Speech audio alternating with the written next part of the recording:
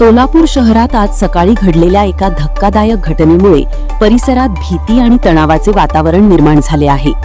Gel road police स्टेशनच्या हद्दीत माधवनगर येथील नीलम बेकरी समोर 35 वर्षीय सुरेश कृष्णा श्रीराम यांची निर्घृण हत्या करण्यात आली.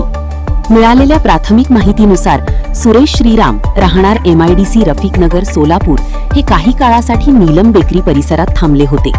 याच वेळी अज्ञात हल्लेखोरांनी त्यांच्यावर अचानक हल्ला चढवून दगड व धारदार शस्त्राने वार केले. या हल्ल्यात ते गंभीर जखमी झाले आणि घटनास्थळीच त्यांचा मृत्यू झाला असल्याचे सांगितले जात आहे. घटना उघड होताच परिसरात मोठी खळबळ उडाली.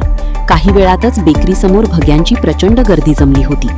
परिस्थिती नियंत्रणात आणण्यासाठी पोलिसांना मोठी कसरत करावी लागली. जमावावर नियंत्रण ठेवण्यासाठी पोलिसांनी आवश्यक ती उपाययोजना करत बळाचा वापरही केल्याचे समजते.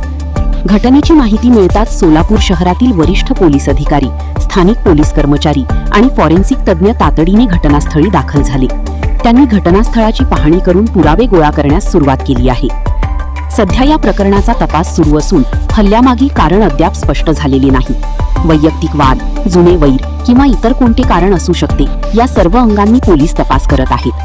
हल्लेखोरांचा शोध घेण्यासाठी पोलीस पथके तयार करण्यात आली असून परिसरातील CCTV फुटेजची तपासणी केली जात आहे. या घटनेमुळे सोलापूर शहरात खळबळ उडाली असून नागरिकांमध्ये भीतीचे वातावरण निर्माण झाले आहे. पुढील तपासात या हत्येचे नेमके कारण आणि आरोपींची ओळख समोर येण्याची अपेक्षा व्यक्त केली जात आहे.